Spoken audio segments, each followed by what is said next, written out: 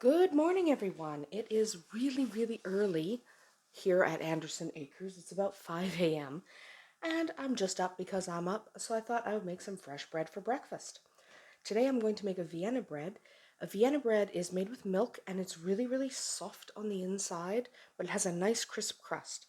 So let's get started. If you want your crust to be nice and crisp, make sure you cool your bread entirely on a wire rack before you get started.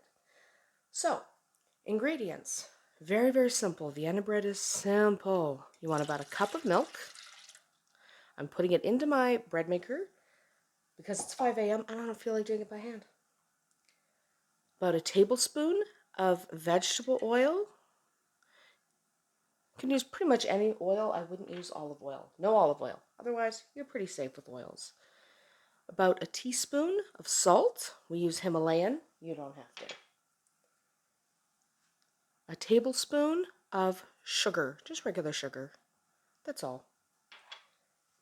Then we're going to want 3 cups of flour.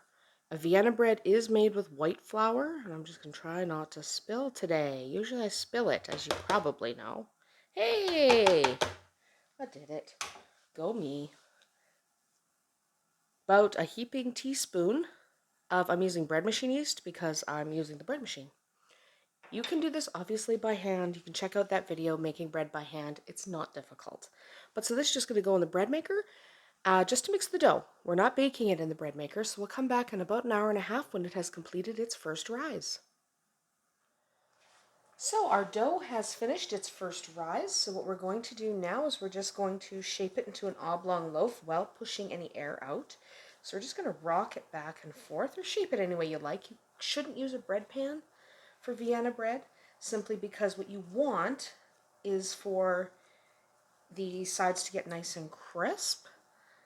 Well, it cools, and you can't do that in a pan, so you should just put it on a cookie sheet or other baking pan where the sides don't touch the edge.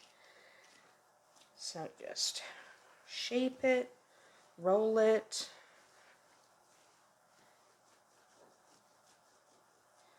Okay, try to make sure it's an even thickness throughout. If you have edges, you kind of give them a poke.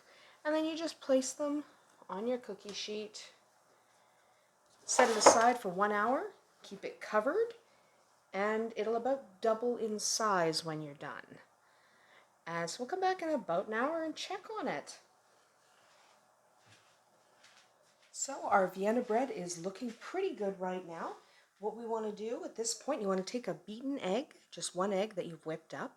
You're going to just coat this, and the reason you're doing this is so that the sesame seeds stick. So it's just one beaten egg. You probably can use less than one beaten egg. I have lots of things to bake today, so I always need beaten egg. There we go. Now we're going to take about a tablespoon of sesame seeds, sprinkle that on the top. You're going to want to preheat your oven to 375 degrees Fahrenheit. Spilling a little bit, not a big deal. So you're going to preheat your oven to 375, and you're going to have 3 ice cubes on standby. You're going to need those to get a nice crisp crust.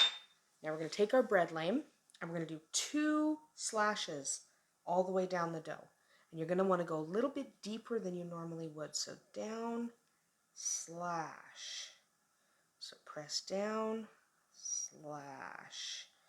Okay, now we want to, I'll hold the camera while I do this, so hopefully I don't screw that up.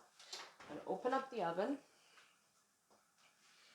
We're going to try to keep this on. So shove the bread in. Now because we're only using 3 ice cubes, you just put them in a bowl, chuck them in the bottom like that. Okay, close that up. We're going to come back in about 25 to 30 minutes. So our Vienna bread is done. It looks absolutely stunning. Don't forget to leave the oven door closed when you've put the ice cubes in. Trapping the humidity is what will give it the nice crisp crust that is classic for a Vienna bread. You're going to want to put your oven baked bread on a cooling rack. Do not cut your bread until it is 100% cool. That will keep the crisp crust intact. So I like to leave it for a couple of hours actually before I cut it. But that is what your finished Vienna bread will look like. So thank you for joining us today. If you'd like to see more of our videos, please like and subscribe, and we will keep baking for you. See you tomorrow.